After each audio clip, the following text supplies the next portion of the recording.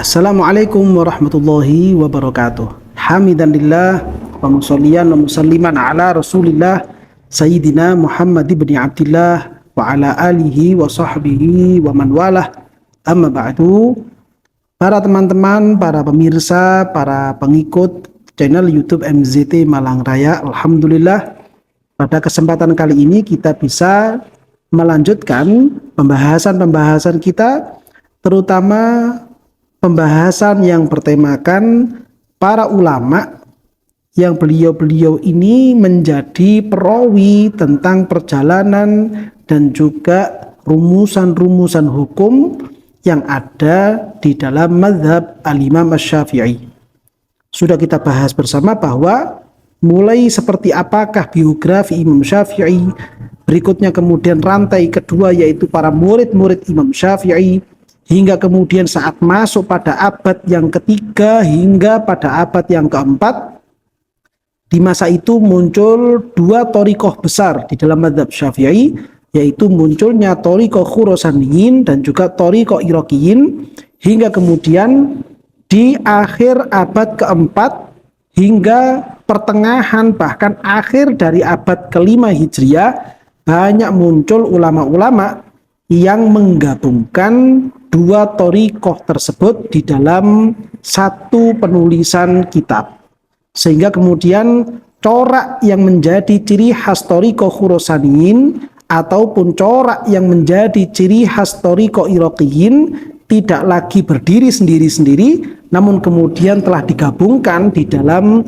satu karya tulis, satu karya ilmiah yang itu dilakukan oleh para ulama-ulama kita. Bahkan para ulama-ulama ini dari kalangan Ahlus Sunnah wal Jamaah tidak sekedar mengumpulkan saja, bahkan mentarjih dan menata ulang manakah kira-kira rumusan yang jauh lebih valid dan rumusan-rumusan yang masih perlu dikoreksi dan perlu ditarjih terlebih lanjut lagi, dan itu muncul nanti pada masa-masa abad ke-6 Hijriah. Di antara ulama-ulama yang telah kita pelajari, beliau-beliau ini adalah sosok-sosok ulama yang menggabungkan dua thariqah besar tersebut.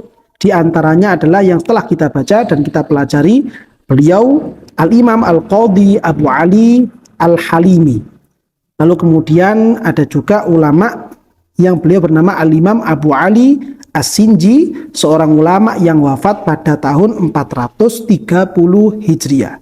Lalu kemudian juga sudah kita pelajari yaitu beliau Al-Imam Abu Ishaq Asy-Syirazi, yang kitab beliau banyak beredar di Indonesia, yaitu kitab Muhadzab, kitab Luma, dan banyak sekali yang lainnya, yang mana Al-Imam Abu Ishaq Asy-Syirazi ini meninggal dunia pada tahun 476 Hijriah. Hingga kemudian juga yang telah kita baca adalah beliau Al-Imam Abu Sa'id Al-Mutawalli An-Naisaburi, yang mana nama beliau ini sering muncul di kitab-kitab yang familiar sekali di sekeliling kita. Di antaranya seperti kitab Kifayatul Akhyar.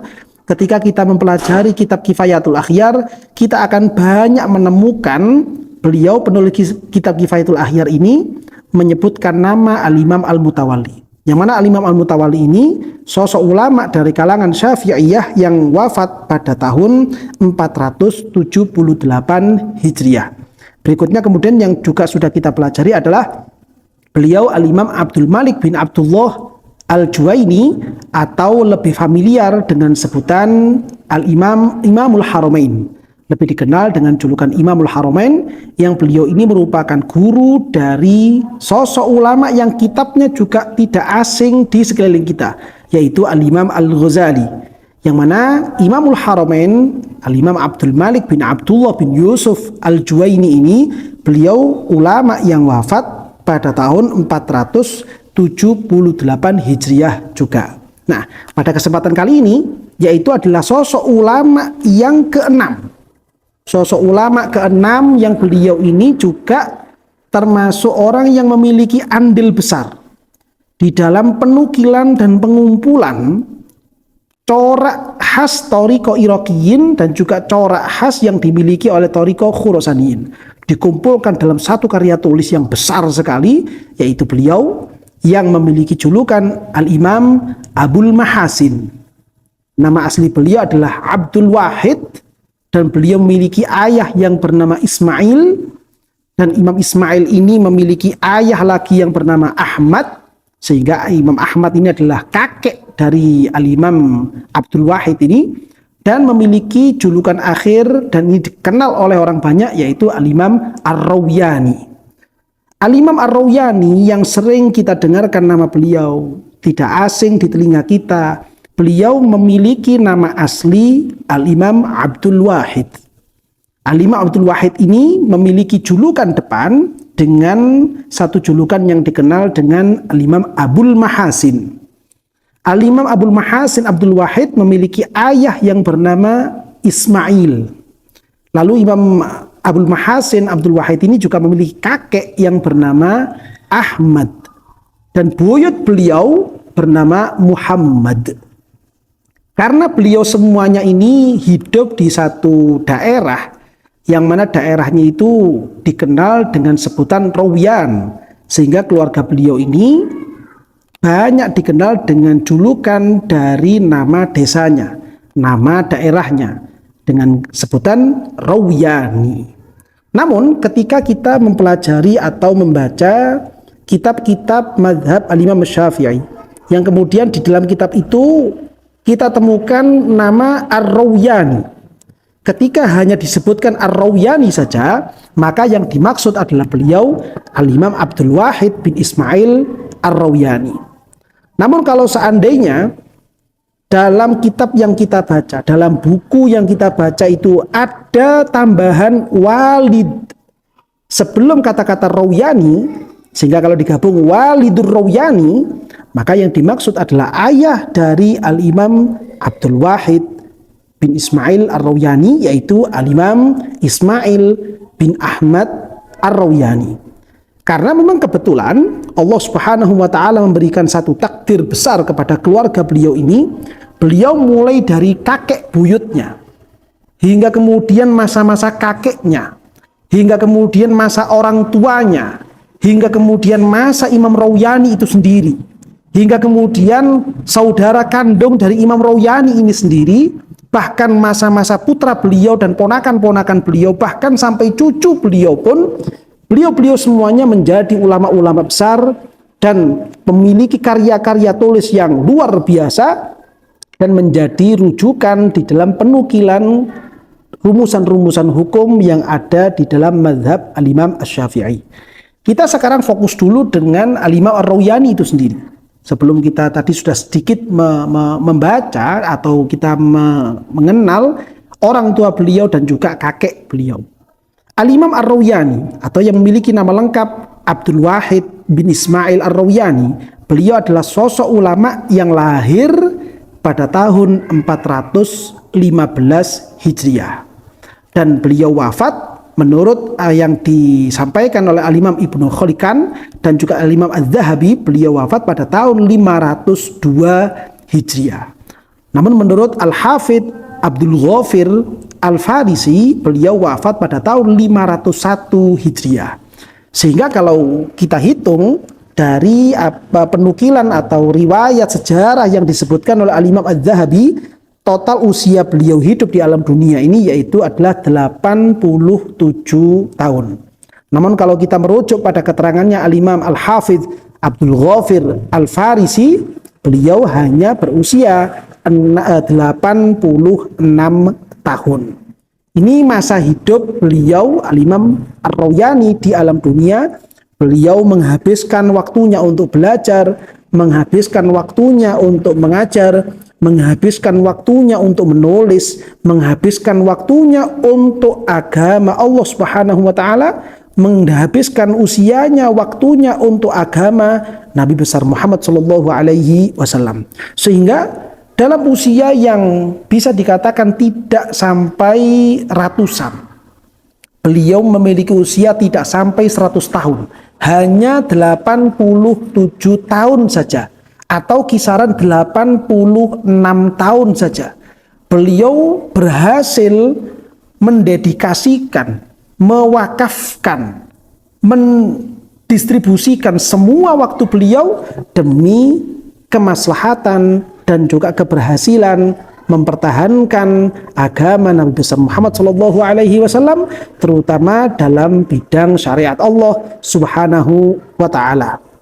Beliau Al-Imam Ar-Rawiyani ini di masa beliau itu hidup, beliau menjadi hakimnya para hakim. Kita mengenal bahwa ketika dalam satu daerah itu ada hakim, maka di atasan hakim ini masih ada hakim paling tinggi, atau kalau dalam bahasa Arab biasa diistilahkan dengan sebutan qadil qudah, qadinya para qadi, hakimnya para hakim.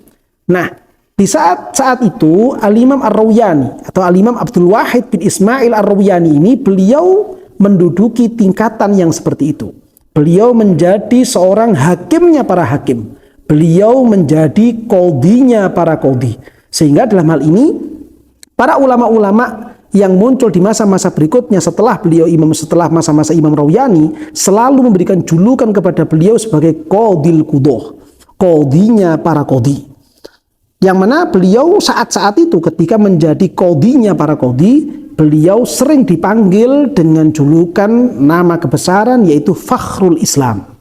Kalau mungkin kita sering mendengar Fakhruddin, yaitu yang dimaksud adalah Al-Imam Ar-Razi, Fakhruddin Ar-Razi, di sisi yang lain juga ada julukan satu nama besar yang disematkan kepada seorang ulama-ulama kita, yaitu beliau Al-Imam Fakhrul Islam. Dan siapakah yang dimaksud dengan Al-Imam Fakhrul Islam ini? Tidak lain dan tidak bukan, yaitu beliau adalah Al-Imam Abul Mahasin Abdul Wahid bin Ismail bin Ahmad bin Muhammad Ar-Rawiyani. Itulah beliau ini, yaitu seorang ulama yang pada kesempatan kali ini kita bahas biografi singkat beliau. Beliau Al-Imam Rawiyani ini merupakan sosok ulama yang disegani di seluruh umat Islam saat itu. Bahkan bukan hanya umat Islam kalangan menengah ke bawah saja yang hormat dan tunduk patuh kepada beliau. Beliau bahkan memiliki wibawa yang besar di hadapan raja-raja yang hidup di masa-masa tersebut.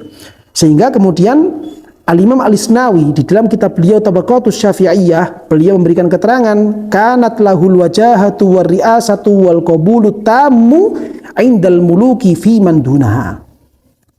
Al-Imam Ar-Rawiyani ini betul-betul sosok ulama yang memiliki kecerdasan luar biasa.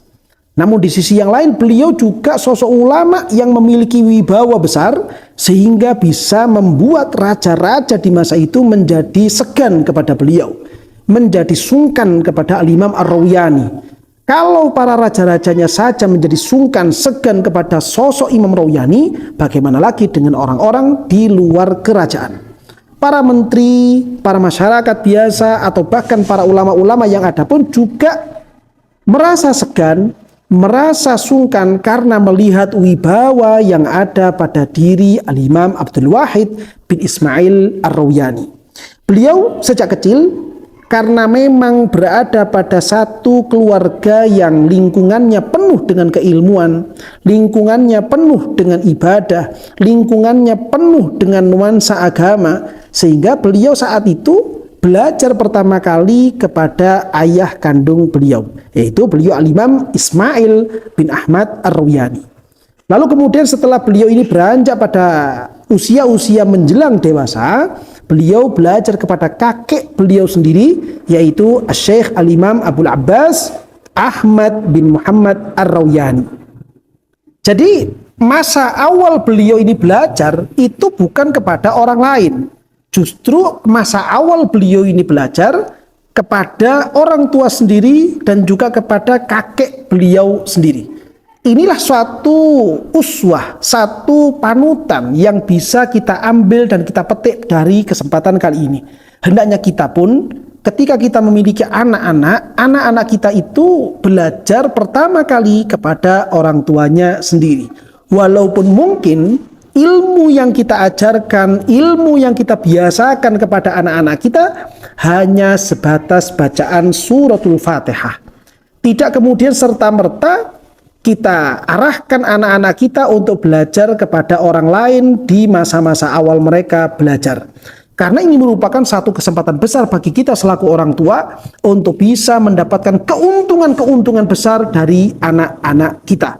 Sebagaimana hal itu telah menjadi sejarah besar dalam kehidupan Al-Imam Ar-Rawyani. Beliau pada masa-masa awal belajar kepada orang tua beliau sendiri, hingga kemudian beliau belajar kepada kakeknya sendiri. Baru setelah itu beliau belajar kepada ulama-ulama yang ada di luar rumah atau lingkungan keluarga beliau. Di antaranya guru-guru beliau yang disebutkan oleh Al-Imam Al-Isnawi adalah beliau pernah juga belajar kepada ulama di satu daerah beliau, yaitu Al-Imam Muhammad bin Bayan Al-Kazaruni, seorang ulama yang ada di daerah Bukhara, tidak jauh dari negara Iran, ya, tidak jauh dari daerah Rawiyan.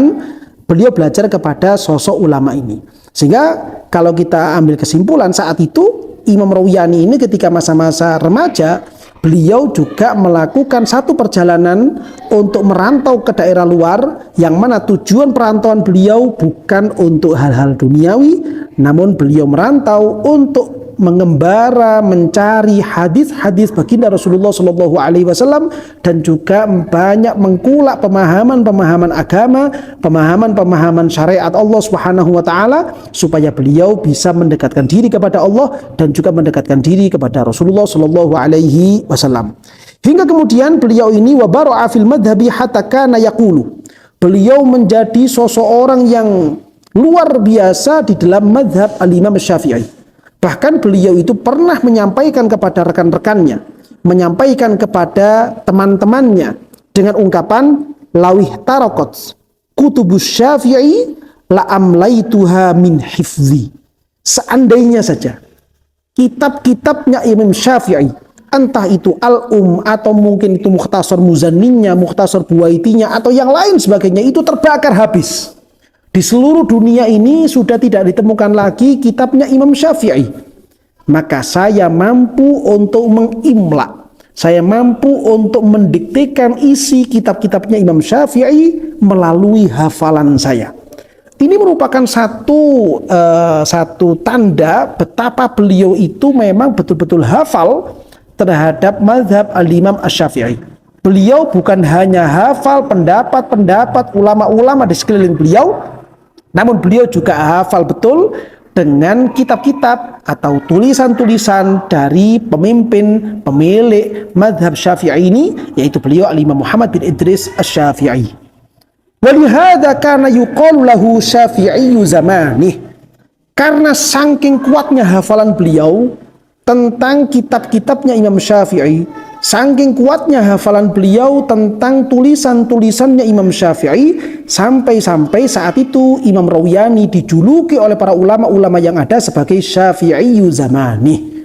Beliau adalah sosok Imam Syafi'i di zamannya. Seakan-akan Imam Syafi'i sekarang hidup lagi, dan sosok itu berada pada diri pribadi Al-Imam Abdul Wahid bin Ismail Ar-Rawyani. Sosok Imam Rawyani ini meninggal dunia di tahun 502 Hijriah, atau kalau menurut informasi dari Al-Imam Al-Hafidh Abdul Ghafir Al-Farisi, beliau meninggal pada tahun 501 Hijriah. Namun yang mana beliau wafat itu di tahun tersebut, entah itu tahun 502 atau tahun 501 Hijriah, beliau wafat dengan syahid karena beliau wafat saat beliau mengajar di Masjid Jami' yang ada di daerah beliau tinggal, dan itu pun beliau dibunuh oleh orang-orang dari kelompok Batiniyah. Yang mana keterangan ini disampaikan oleh beliau Al-Hafidh Abdul Ghafir Al-Farisi dalam kitab beliau Adz-Dzail, yaitu beliau meninggal pada tahun 501, qatalat hul batiniyatu la'anahumullah. Al-Imam Rawyani ini meninggal dunia di Masjid Jami' kota Amul, yang mana saat itu beliau sedang mengajar di masjid tersebut. Lalu tiba-tiba sekelompok orang dari kalangan Batiniyah, salah satu firqah, salah satu aliran yang ada di dalam umat Islam, yang mana firqah ini termasuk kelompok-kelompok yang dolalah, kelompok-kelompok yang menyimpang dari ajaran Ahlus Sunnah wal Jamaah. Sekelompok orang ini masuk ke dalam masjid dan beliau membuat keributan, mereka membuat keributan di masjid itu, hingga kemudian sekelompok orang ini berhasil membunuh sosok Al-Imam Ar-Rawiyani. Ini merupakan sejarah betapa beliau ini memiliki pengaruh besar, baik itu kepada ulama-ulama di kalangan Ahlus Sunnah wal Jamaah dan juga umat Islam di kalangan Ahlus Sunnah wal Jamaah. Bahkan keberadaan beliau ini memiliki pengaruh yang besar juga hingga mengusik orang-orang yang tidak sepaham dengan beliau, terutama mereka dari kalangan-kalangan di luar Ahlus Sunnah wal Jamaah. Sehingga kemudian beliau itu meninggal dunia dalam keadaan syahid, dan itu posisinya di dalam masjid dan terjadi di hari Jumat. Sebagaimana riwayat-riwayat yang sering kita dengarkan dari hadis-hadis Rasulullah SAW, ketika ada umatku itu yang meninggal dunia di malam Jumat atau di hari Jumat, maka orang ini insya Allah akan diselamatkan dari fitnatul qabri. Dan ini pun terjadi kepada beliau Al-Imam Abdul Wahid bin Ismail Ar-Rawiyani. Satu pesan sebagai penutup kajian kita pada pembahasan kali ini, yaitu apa yang pernah disebutkan oleh beliau Al-Imam An-Nawawi. Al-Imam An-Nawawi di dalam salah satu buah karya beliau, yaitu yang berjudul Tahdzibul Asma' wal Lughat, beliau Al-Imam An-Nawawi ini menuliskan ketika membahas tentang sosok Imam Rawiyani. Imam Rawiyani ini adalah Shahibul Bahri, pemilik kitab Bahrul Madhab, yang mana kitab Bahrul Madhab ini merupakan kitab rujukan utama di dalam madhab Al-Imam Syafi'i. Huwa Abul Mahasin. Imam Rawiyani ini dijuluki dengan sebutan Abul Mahasin. Qala Abu Amr ibn Salah, Al-Imam Ibnu Salah, yaitu salah satu mbah guru dari Imam Nawawi, mengatakan huwa fil bahri katsirun naqli. Di dalam kitab Bahrul Madhab, penulisan dari Imam Rawiyani ini, beliau banyak menukil dari pendapat-pendapat atau rumusan-rumusan hukum para ashabul wujuh yang ada di dalam mazhab Al-Imam Asy-Syafi'i. Qalilut tasarrufi wa tazyifi wa tarjihi. Namun dalam nukilan-nukilan yang disebutkan di dalam kitab Bahrul Madhab, Al-Imam Rawiyani tidak melakukan pentarjihan, tidak melakukan tambahan-tambahan di dalam kitab Bahrul Madhab. Di dalam kitab Bahrul Madhab, hampir semuanya beliau hanya sebatas menukil dari rumusan hukum yang pernah muncul dari Imam Syafi'i dan juga ulama-ulama kalangan Syafi'iyah sebelum masa Imam Rawiyani. Apa yang dilakukan oleh beliau di dalam kitab Bahrul Madhab ini berbeda dengan apa yang beliau lakukan di dalam kitab beliau yang satunya lagi, yaitu yang berjudul kitab Hilyatul Mu'min. Nah, dari sini perlu kita waspadai. Kalau seandainya kita itu membaca kitab lalu di situ ada penyebutan kitab Hilyah, maka Hilyah ini kalau miliknya Al-Imam Abu Nuaim Al-Asfahani, maka yang dimaksud adalah Hilyatul Auliya. Namun kalau kemudian kitab Hilyah itu adalah miliknya Imam Rawiyani, maka nama kitabnya adalah Hilyatul Mu'min. Yang mana Hilyatul Mu'min ini adalah tulisan atau salah satu karya tulis dari Imam Rawiyani. Imam Rawiyani ketika menulis kitab Hilyatul Mu'min, yang mana kitab Hilyatul Mu'min ini juga kitab tentang ilmu fikih, beliau memiliki sikap yang berbeda dengan penulisan yang ada di dalam kitab Bahrul Madhab. Kalau di dalam kitab Bahrul Madhab, beliau hanya menukil saja tanpa melakukan tarjih terhadap tukilan-tukilan tersebut. Namun kalau kita melihat kitab beliau yang satunya lagi, yaitu kitab Hilyatul Mu'min, selain Imam Rawiyani ini menukil rumusan dari Imam Syafi'i, rumusan dari ashabul wujuh yang ada di dalam mazhab Syafi'i, beliau di situ juga memberikan komentar-komentar, memberikan kritikan-kritikan, memberikan tarjihan, mana yang lebih kuat dan mana yang lemah, mana yang unggul dan mana yang tidak unggul dari sekian ribu nukilan rumusan dari ashabul wujuh yang ada di dalam mazhab Al-Imam Syafi'i. Sehingga dari apa yang disampaikan oleh Al-Imam An-Nawawi dalam kitab Tahdzibul Asma' wal Lughat ini, seandainya di antara kita itu ingin tahu seperti apakah pola dan pemikiran dari Imam Rawiyani, maka kita bisa membaca tulisan beliau dalam kitabnya yang berjudul Hilyatul Mu'min. Namun kalau kita itu ingin mendapatkan tukilan-tukilan dari ashabul wujuh hingga kepada Imam Syafi'i, maka kita bisa membaca dan mempelajari kitab beliau yang berjudul Bahrul Madhab. Nah, inilah para pemirsa dan para pengikut channel YouTube MZT Malang Raya, dari kajian dan pembahasan kita pada kesempatan kali ini. Kita membahas para ulama-ulama yang telah memiliki dedikasi besar terhadap perjuangan syariat Rasulullah Shallallahu Alaihi Wasallam. Mudah-mudahan kita semuanya, keluarga kita, bisa mendapatkan keberkahan dari para ulama-ulama terdahulu, sehingga kita pun, keluarga kita, bisa menjadi orang-orang yang diridhoi oleh Allah Subhanahu wa Ta'ala, dan juga bisa membanggakan hati baginda besar Nabi Muhammad sallallahu alaihi wasallam. Amin ya rabbal alamin.